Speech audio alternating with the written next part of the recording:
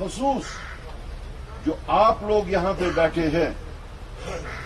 پہلگام کا وہ طبقہ۔ امیر صاحب، آج آپ پہلگام پہنچے ہیں، جس طریقے کا واقعہ دیکھنے کو ملا، 26 معصوموں کی جان چلی جاتی ہے، لوکل سے آپ کی بات چیت ہو رہی ہے کیونکہ یہاں پر ٹوٹل اکانومی جو ہے ٹورزم بیسڈ ہے، یہاں کے لوگ بہت پریشان ہیں، بار بار کہہ رہے ہیں کہ ہماری تو کمر ٹوٹ گئی۔ نہیں، جیسے لگاتار 4 دن سے کہا جا رہا ہے کہ یہ دلدوز واقعہ ہے، یہ کوئی سادھارن واقعہ نہیں ہوا ہے، اور جو ایجنڈا لے کر ٹیررسٹ نے یہ حادثہ انجام دیا،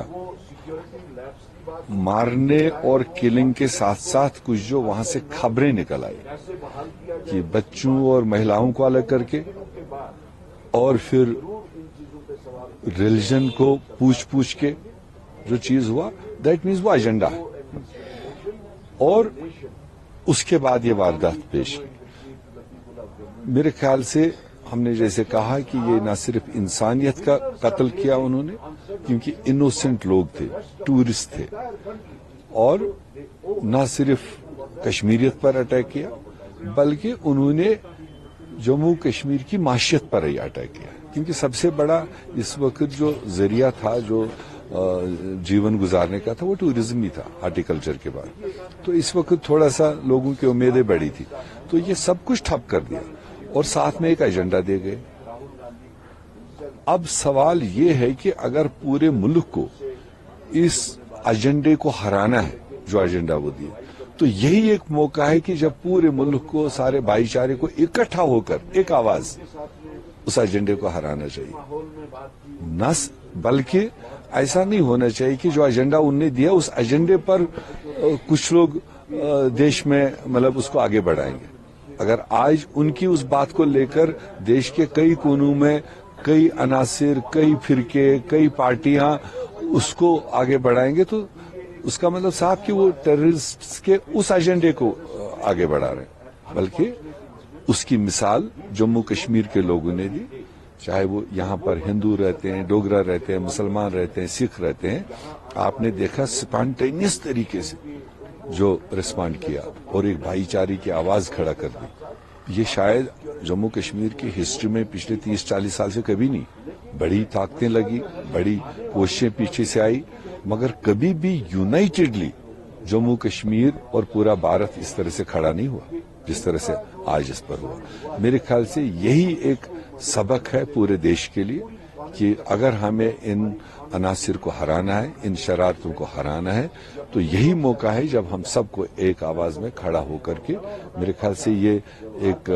مائل سٹون ثابت ہو سکتا ہے پورے دیش کے لیے کہ اگر اس بھائی چارے کی میسج کو آگے پہنچانا۔ لیکن ابھی بھی جو ٹیرر کی فیکٹری ہے پاکستان، وہ اپنے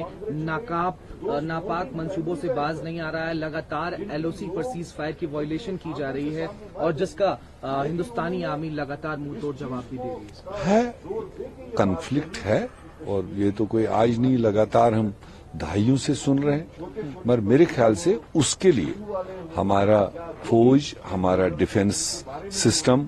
اور ہماری سرکاریں کمپیٹنٹ ہیں اس طرح کے حرکات کو جواب دینے کے لیے۔ ہندوستان ایک بہت بڑا ملک ہے، 140 کروڑ آبادی والا ملک ہے، اور یہاں جو سرکار بنتی ہے پوری اتھارٹی کے ساتھ بنتی ہے، اور کسی بھی سرکار کی پہلی ذمہ داری کانسٹیٹیوشنل ڈیوٹی ہوتی ہے کہ اپنے دیش کے جو ہمارے سٹیزن ہیں ان کو سرکشا پردان کرنا اور ان کی حفاظت کرنا۔ تو یہ بھی سرکاروں کو دیکھنا پڑے گا، جب اتنا بڑا مینڈیٹ ملتا ہے اتنا ہی طاقت ہوتا ہے، اور اس طرح کی گھڑی میں اس وقت یہی آواز جاری ہے چاروں طرف سے، ہم سرکار کے کسی بھی اٹھائے ہوئے سٹیپ کے ساتھ ہیں، جو بھی سٹیپ وہ ٹیررزم کو اور ان عناصر کو ایلیمینیٹ کرنے کے لیے جو بھی اٹھائے گا۔ پہلے بھی دیش کئی بار یونائٹ ہوا، تو آج بھی موقع ہے، اور اسی لیے تمام پولیٹیکل پارٹیز نے پوری طرح سے سپورٹ دیا سرکار کو کہ آپ جو بھی سٹیپ اٹھانا چاہیں گے جس سے بھی ہمارے شہریوں کو سرکشا ملے، ملک کو راحت ملے،